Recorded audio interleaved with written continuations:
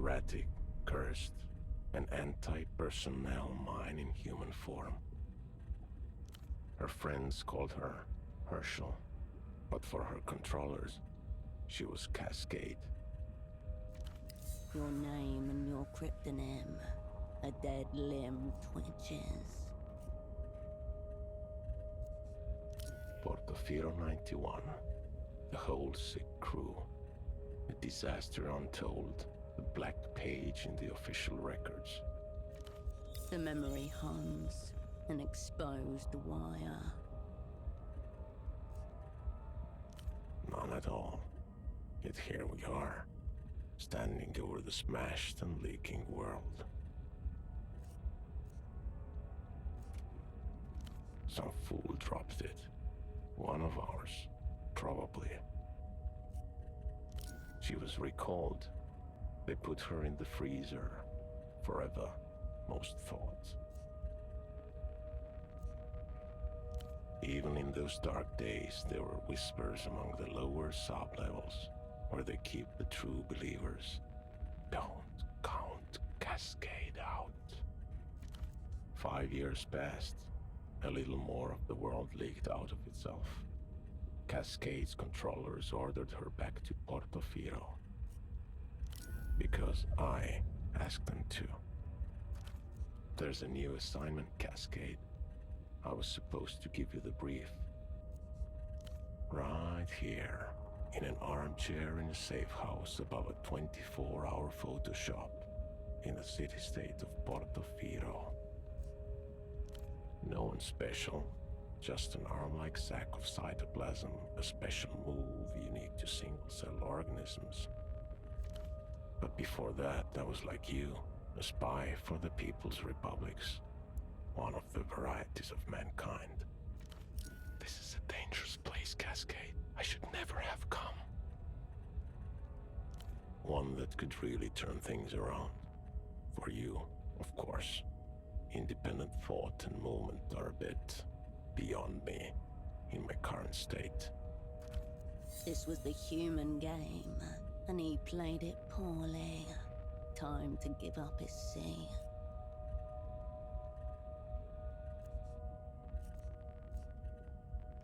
Don't blame yourself, operant. Whatever happens has already happened.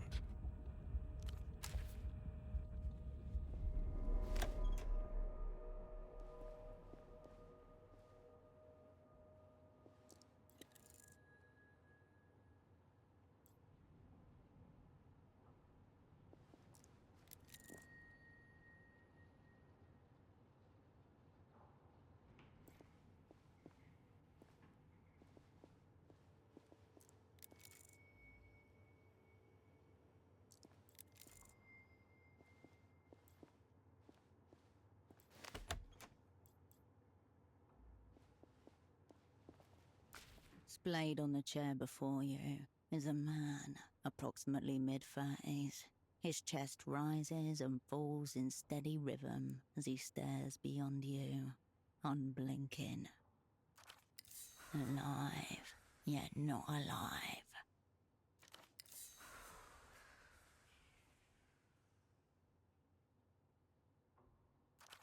A pair of headphones have slipped partway off his head, connected to a stereo system beside him.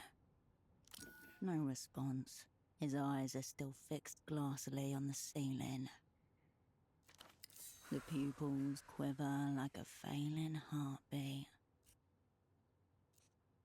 You get no response, no flinch, no twitch.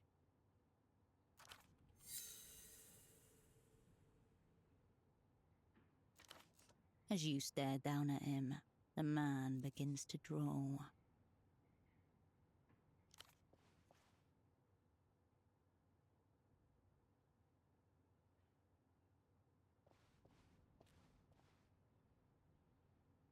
Your fingers detect a low, steady hum where jaw meets neck, elevated but not critical. No vomit, no discoloration on the skin, no bruising or signs of struggle either. If he was poisoned, then this was a professional 0 out.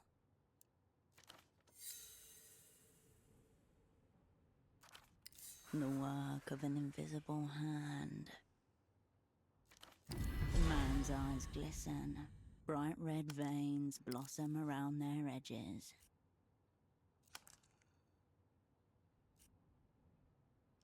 If so, he will have to become something else entirely. You both exist now, in different futures. However he ended up like this, the result is the same. Operant down.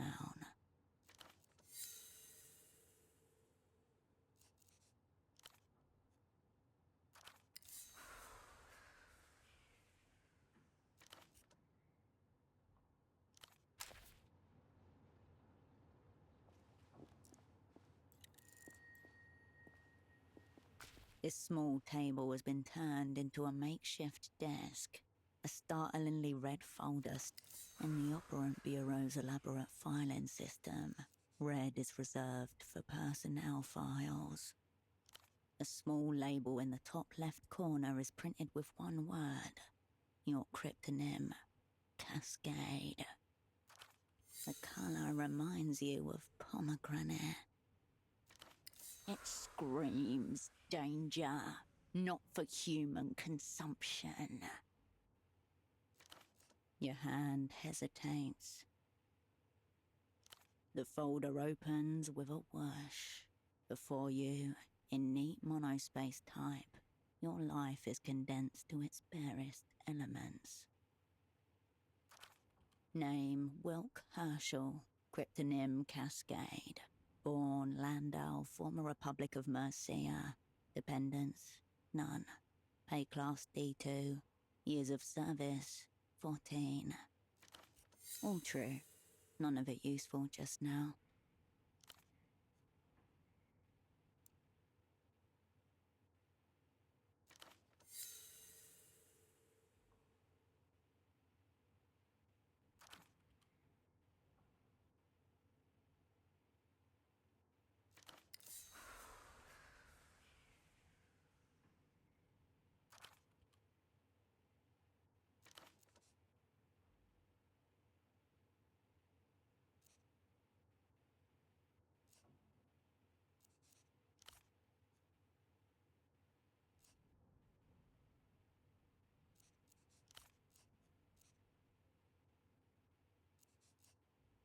There's another page behind this one. It's labelled Service History. A tingle in your fingers. Your head grows lighter as you approach the crash site.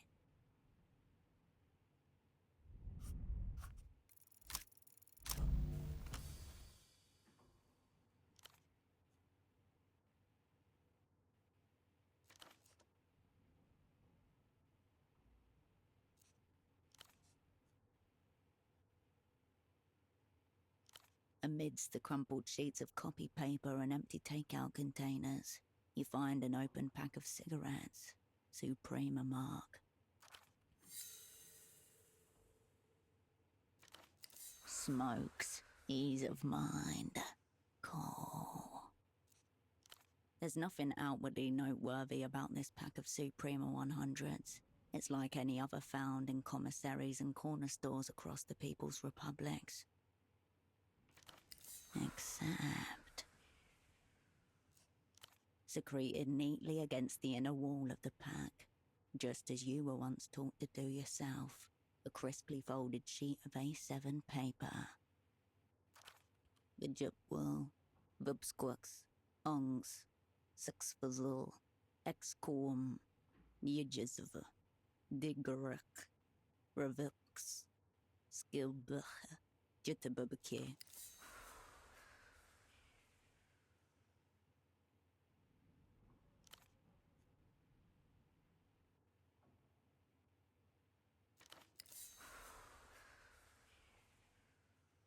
The pack slides nicely into your pocket, as though it always belonged there.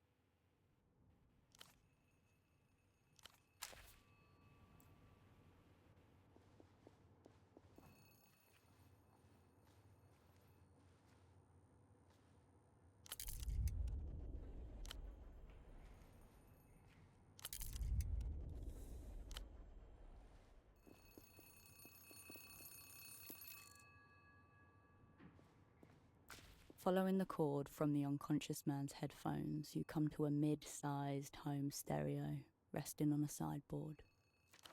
A prototype 0909 50-watt with multi-disc changer. Last generation model, designed for affordability at the expense of power and clarity. Through the translucent view panel, you see a single red disc loaded in place. On the face of the disc are the words, ultravioletta, you but from a dream, handwritten on thin strips of tape.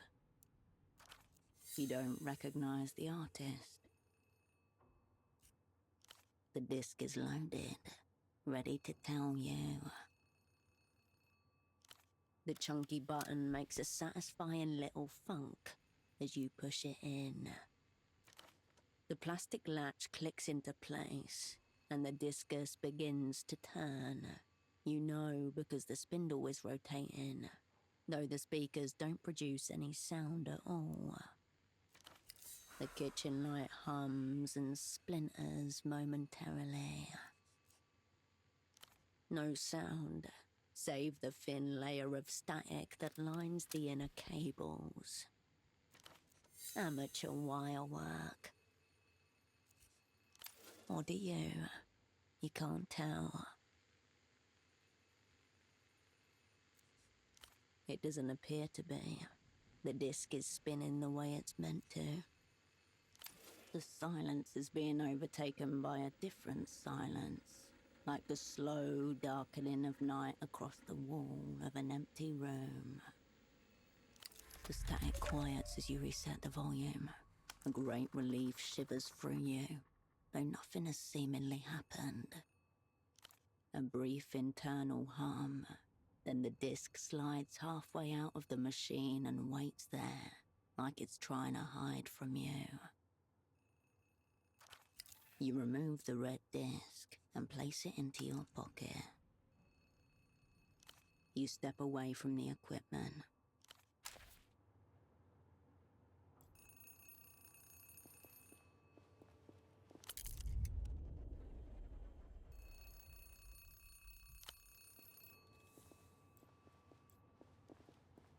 You pick up the phone.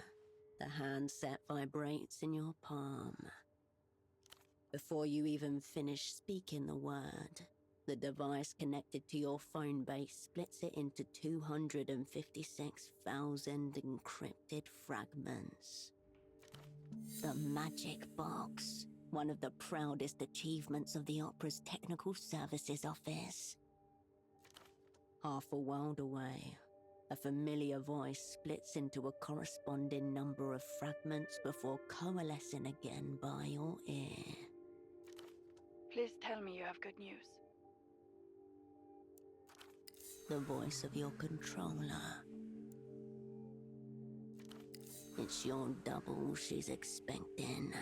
Let's not disappoint her. Operant Cascade, you made it. Your voice hasn't changed. We'll get to your problem in a moment. Puts you the pod on the line. You glance over at the man in the chair. A snail's trail of dried saliva glints on the side of his chin. You feel your mind starting to spin up.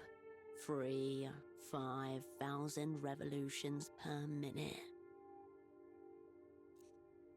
For a moment, no one says anything.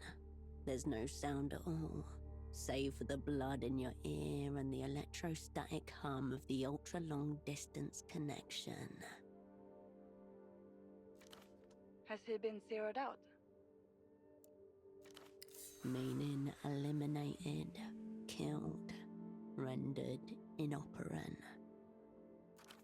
The language of distance, a measure of cotton to muffle the fear.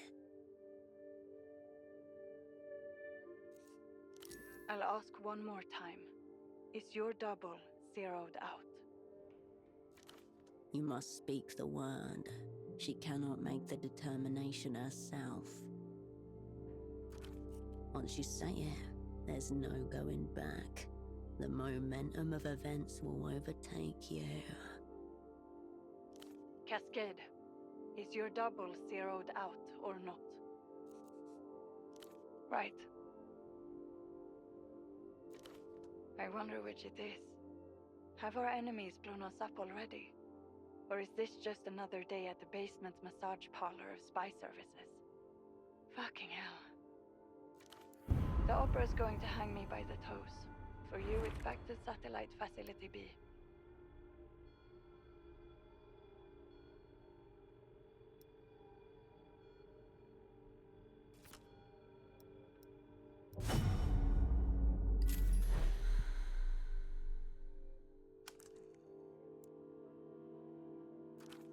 AKA the freezer, where the old, useless and discredited are consigned until they're dismissed or die of despair.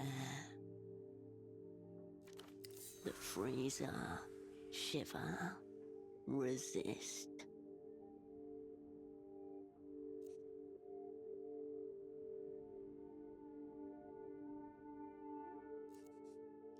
Is that your way of telling me to fuck off?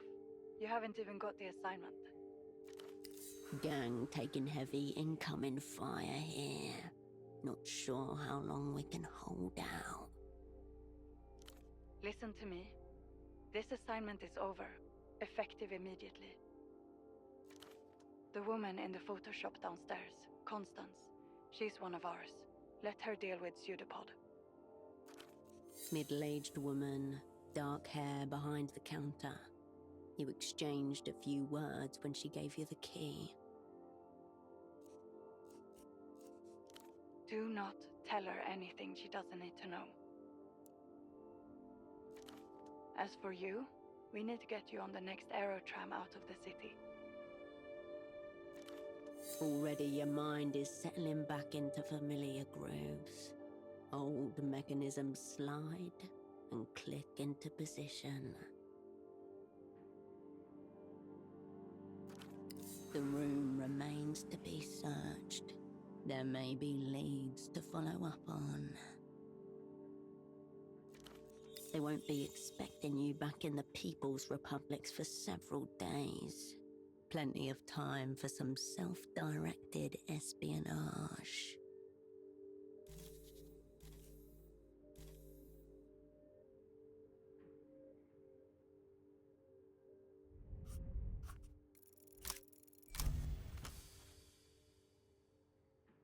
You've been out of action for 5 years. The opera wouldn't rush sending you back in fear, unless... Half a moment's hesitation, then... Where'd you get that idea? Not a denial. Proceed.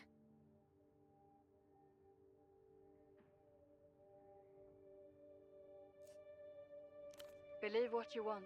It doesn't matter now. There should still be flights departing for Superblock territory tonight. Make sure you're on one of them. That's a directive, Operant. This assignment is over. Get on the next tram. If what you're saying is true, enemies abound. Don't get yourself zeroed out. A click, and the line goes dead.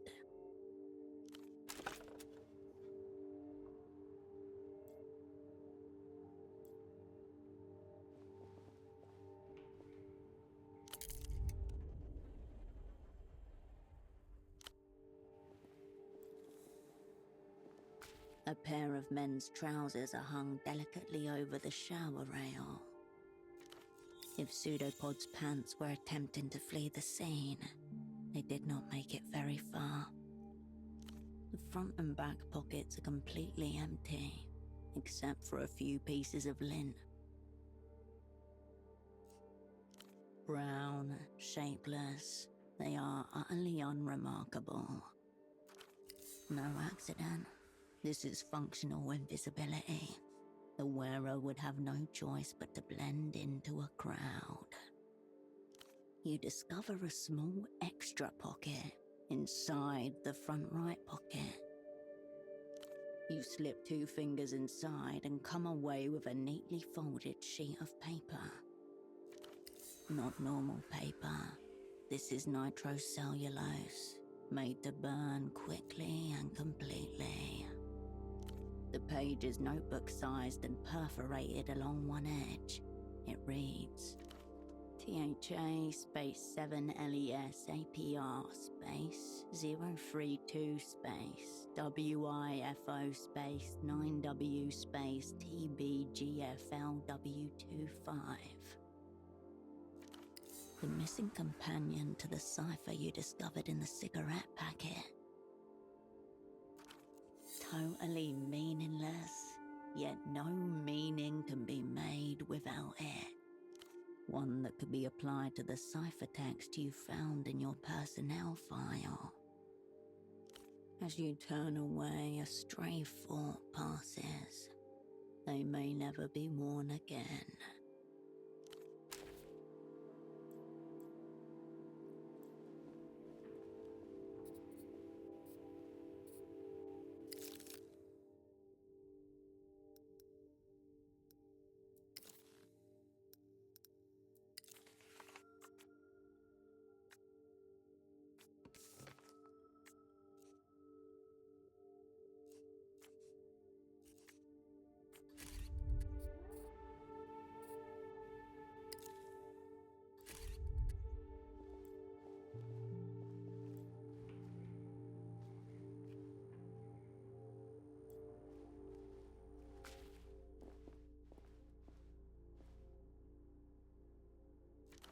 Easy, lady.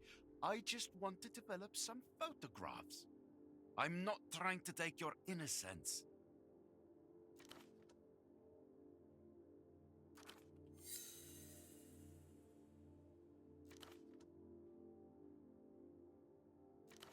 You have a wild imagination. A little photo should not count as a crime. It's not like it's a loaded gun or something.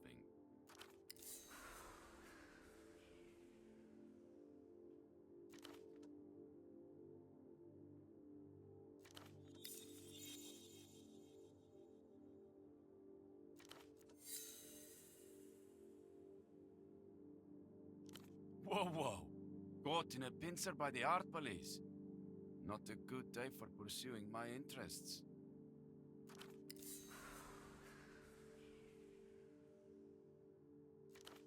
Very well. Photo 24 can have this round. Thank you for this extreme stress I'll now carry through my day.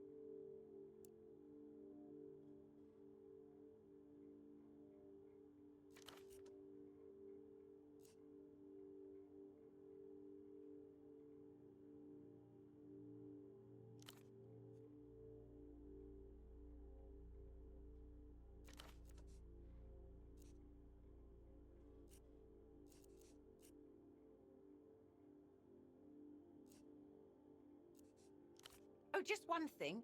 How have we done? Will Pseudopod be getting that service medal?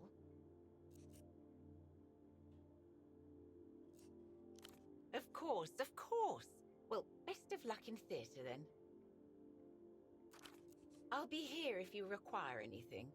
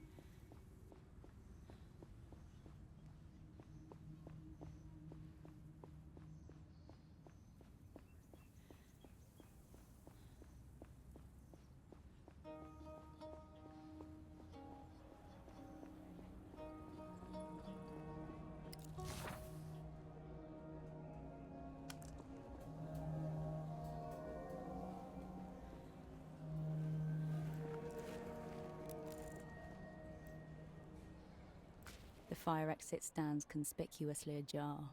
Someone has wedged it open with a ball. Wrong. Ball wants to play, not wedge. A hallway. It's just a fire exit. A fine place to hide in a moment of crisis. Marked and remembered. No, it's a trap. Must be destroyed. You emerge into the dark insides of a deceased mechanical beast. The only light comes from above a set of steel stairs, which you alight carefully, gripping the cold railing. The fire exit remains ajar. The tableaus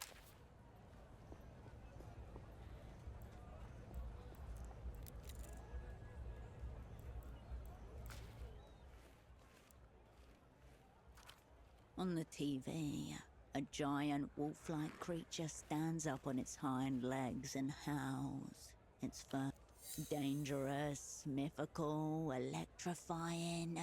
No wonder the kids are watching this. Suddenly, the beast roars and light floods the screen. It's followed by a wet, pulpous sound. An acceptable mimicry of a skull liquefying under extreme thermal stress.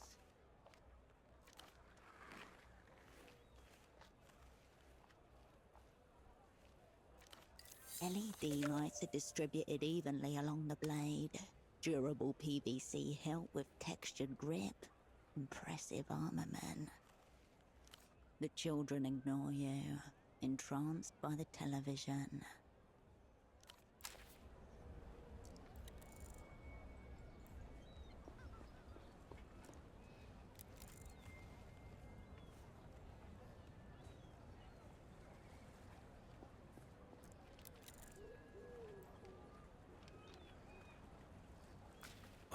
Off-brand drivers, cheap plastic housing.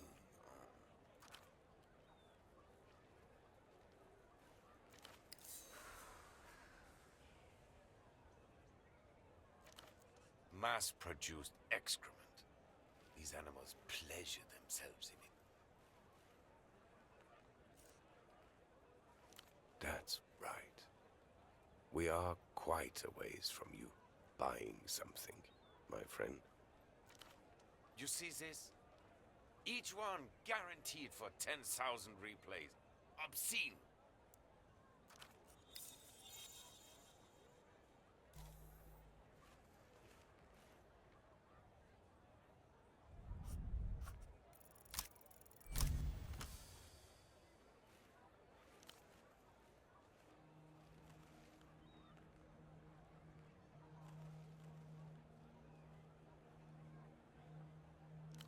That's right. Imaginative faculties dulled by senseless repetition. Forgive me, friend. I'd mistaken you for a common replayer.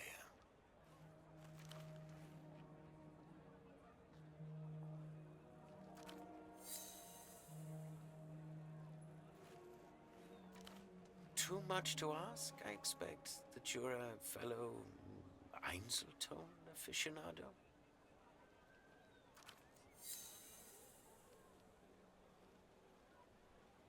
Yes, it is. Further than most people get, at least. Go ahead, browse away.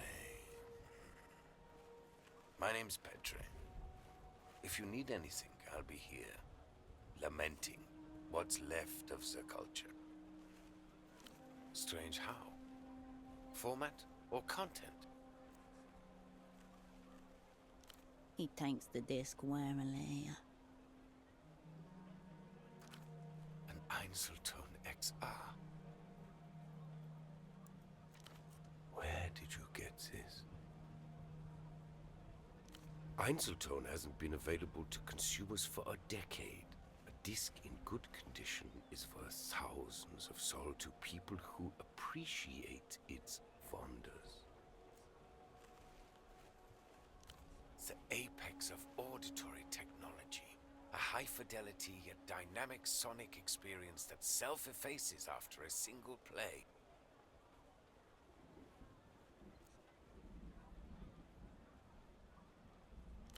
A magnet embedded in the disc erases its contents as it's being listened to.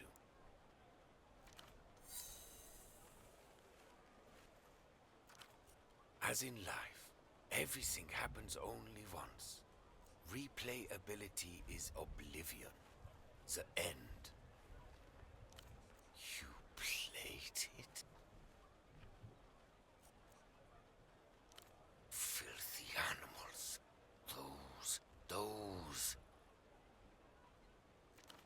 Better they recalled them all years ago. Better a mass manufacturing fault than this, to save them from this humiliation from being passed around like...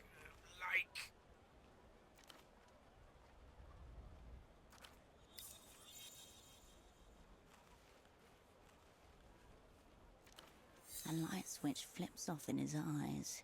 He handles it as reverently as if it were a tiny plastic coffin. I'm sorry.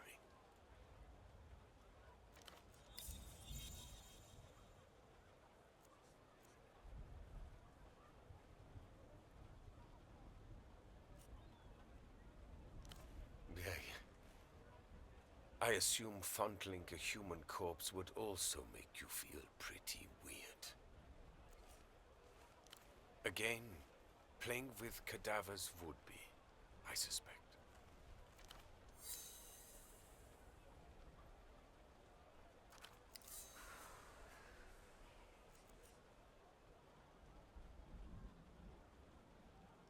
You seem to have misunderstood my soliloquy. It's done. No mass. The beauty and the tragedy of the format. I hope you dispose of it with dignity. I think a private ceremony would be most appropriate.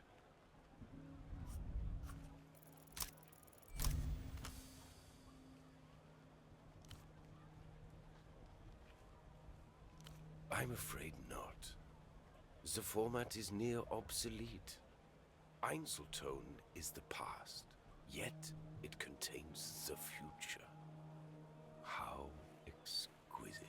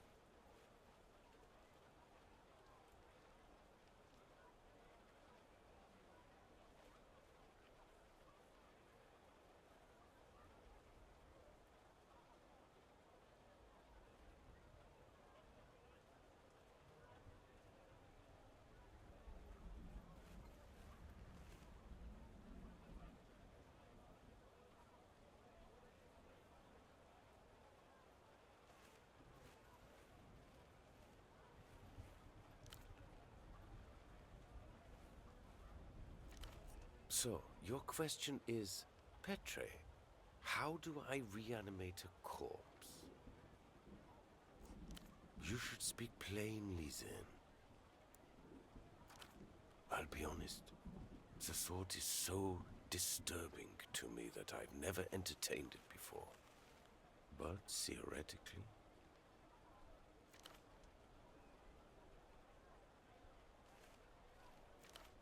Theoretically, it might be possible. You would have to repolarize, remnants processing, probably a concentrated magnetic flip, neodymium grader. It would involve some custom gear, no doubt, but my answer to your distressing question is yes. I think you could. Why don't you film it and make a snuff disc out of it? One for the techno-voyeurs. Don't ask me about this again. I feel unclean.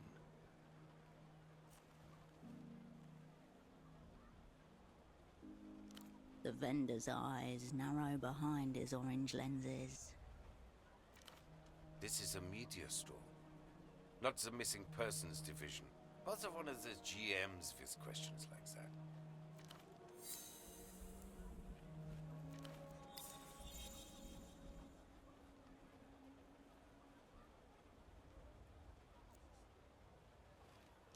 I try. So most of humanity fades into an indistinguishable morass of banality. This colleague, what does it look like?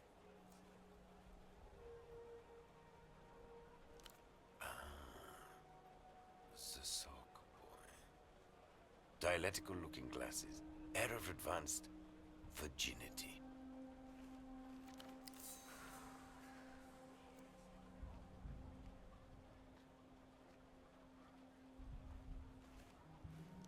Yes, he came by here. Little communist lost. Adrift among the many wonders of the free market. He was dreaming big, I'll give him that. Also dreaming moronic. Your dialectical friend mistook himself for some sort of big money businessman. He wanted the bazaar to import superblock hosiery. Socks to start with, but there was talk of cotton tights, even stockings if the venture took off.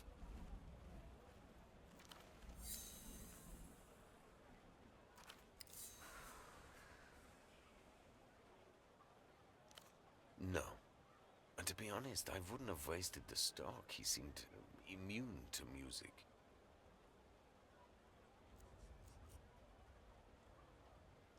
Of course not. I don't sell socks.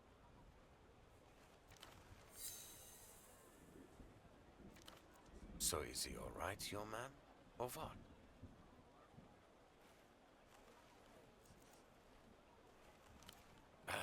He's probably neck-deep in drug-lathered prostitutes, lobotomized by the latest in electro-pop dreck. Wonders of the developed world.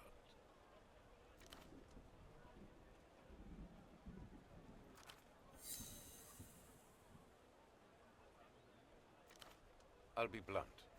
Are you with a weeping eye?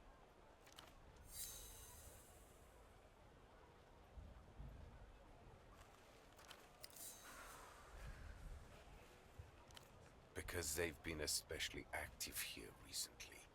Usually they just let things slide. All the Lucian merchandise. Good for everyone. But these days, they're staring right at us. Unblinking. Depends on how much torture they go in for. Who am I kidding? I'd end it long before they took me alive. Be happy to, in fact. Shard or fella disc kissing the wrists. One-way stroll into the canal.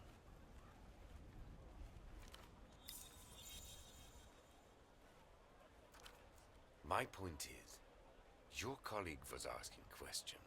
Now, something's obviously happened, and here you are, also asking questions. Given the current climate, no one wants to answer these questions, least of all, me. I'll tell you what I told your sock friend. Speak to the boatman down by the vest docks. He's the one who knows the underground goings-on around here.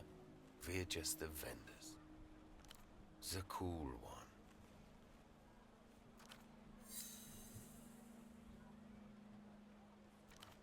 Excessive sunglasses. Relaxed aura, likely on a boat. No way of confusing him. Wonderful. Now for all our sakes, please say no more. If you want to talk media formats, I'm your man. This other stuff... maybe not.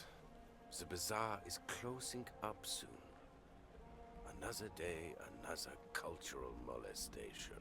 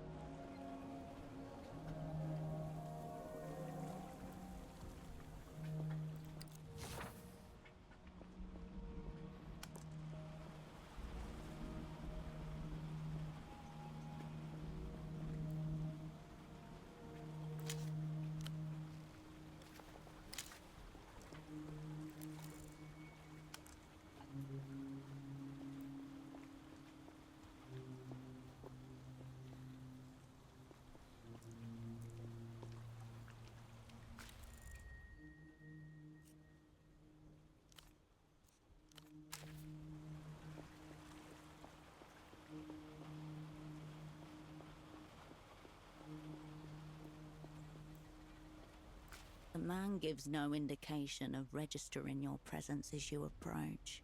His mirrored sunglasses are turned upwards.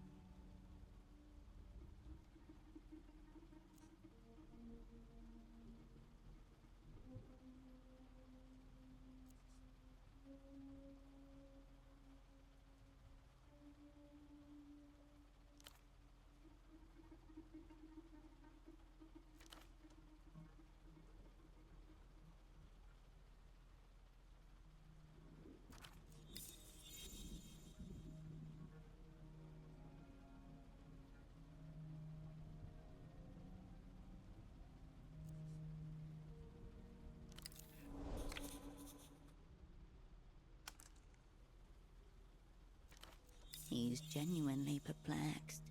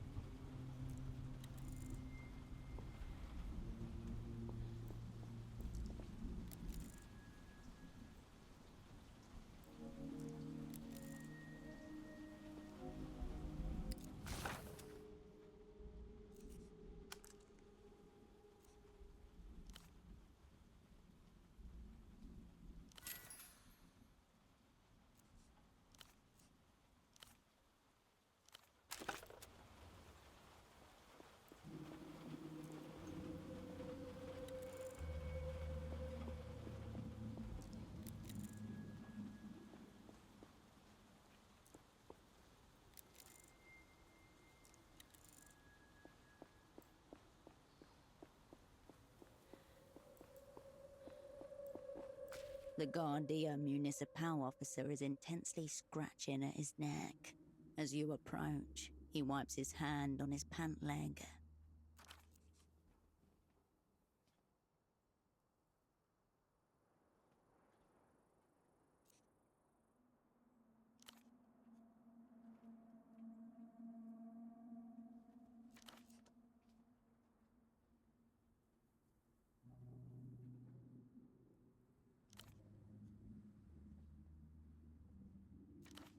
As a member of the Guardia Municipal, it's unlikely he can openly talk about a bootlegger. No part of him is even trying to actually pretend.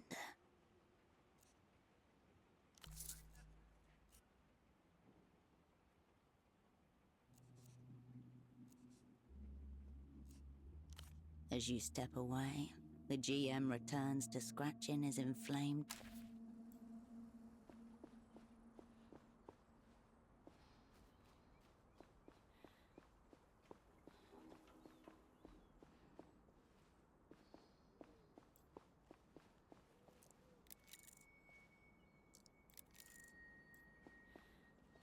The steel door to Tempo's office is before you. Faint oxidation halos bloom across it. It's locked. Still locked, somewhat inevitably. Show it who's boss.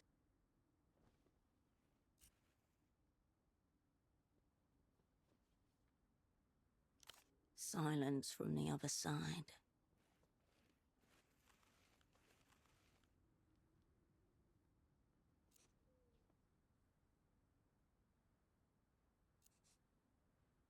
You get no answer.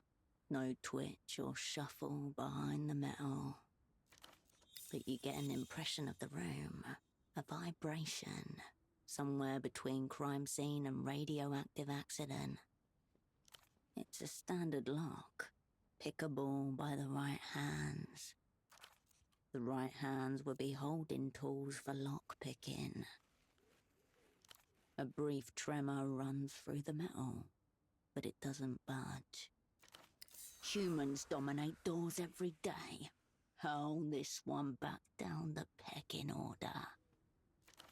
Stop. Don't enter. Don't break this seal. This doesn't have to be yours.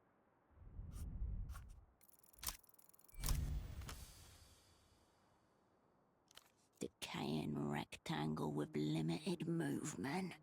Kill. The frame screams in protest, then concedes as you fling the door backwards into the room.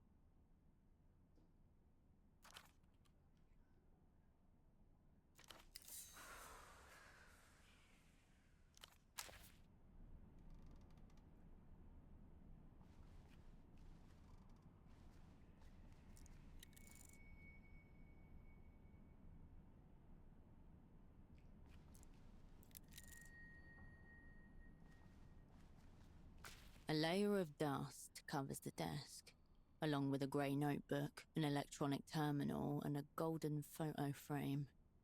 In the middle, next to the frame, is an eye with a long single teardrop, shaped out of a fine white powder. The unmistakable symbol of the weeping eye, the secret police of Lelou's. It's soft and ringed. The word accounts is written across the top in black marker. A thicket of serial numbers, dates, columns and rows cover the pages top to bottom, along with shorthand references to accounts, both incomes and outgoings. As you flip through, two sets of handwriting emerge from the sheets. One matches the title accounts on the front, while the other is tidier and appears only in the very last entries. There are none. The first set of handwriting even uses the word cunt with the same wild abandon as the second. The first set of handwriting dates back years, a sloppy all capitals which must belong to Tempo. The second, newer set appearing about a week ago is an elaborate looping cursive. Some of the eyes have hearts instead of dots.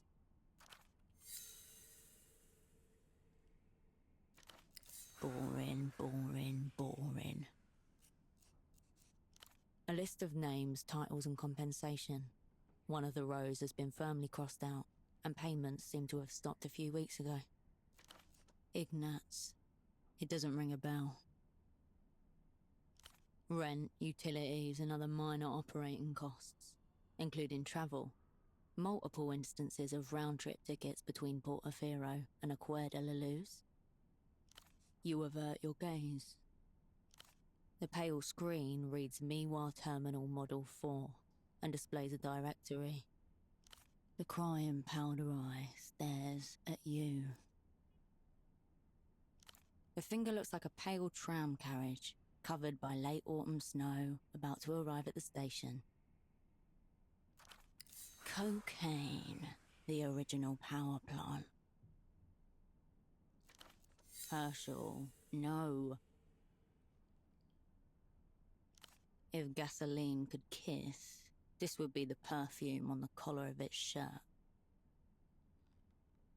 The privatized roads of your mind are now a high-speed rail network which penetrate the brain-blood barrier. Enjoy. It's coke. The eye on the photo frame is no longer weeping. As you turn the frame around, dust falls and a blade of light momentarily obliterates the row of faces presented. Cutting straight to our heart. Fuck. Rising from the damp cellars of regret. Taxman.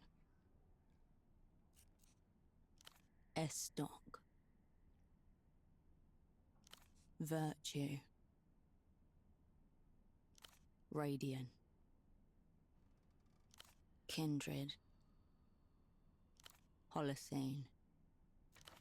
Known to the opera as the whole, unknown to you as those friends you left to die 5 years ago. You slip the photo out of the frame into your pocket.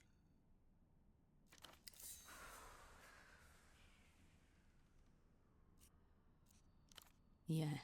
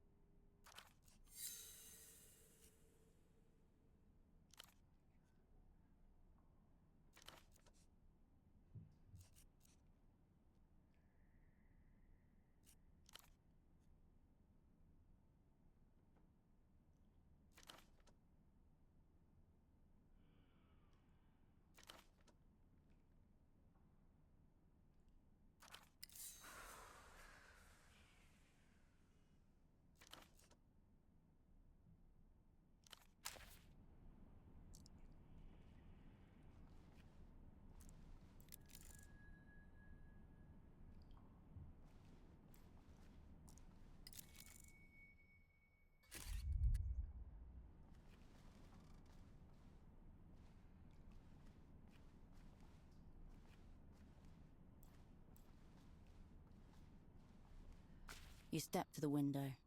beyond which the bazaar spreads slightly obscured behind a fog of grime and dust. You gather up your sleeve and exhale onto the window, where your breath reveals a clear handprint in the dust. The condensation from your breath fades, taking the print with it, but you know it's still there. Across the canal is the district of Lower Vudas, a haggling mess of slums, continually sprouting from the defunct ruins of itself.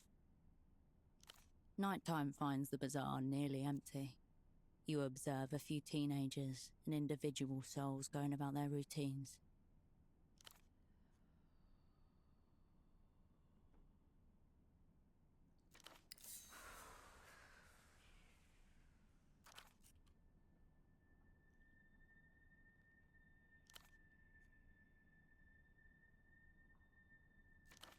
Known to the Opera as the Whole Sick Crew.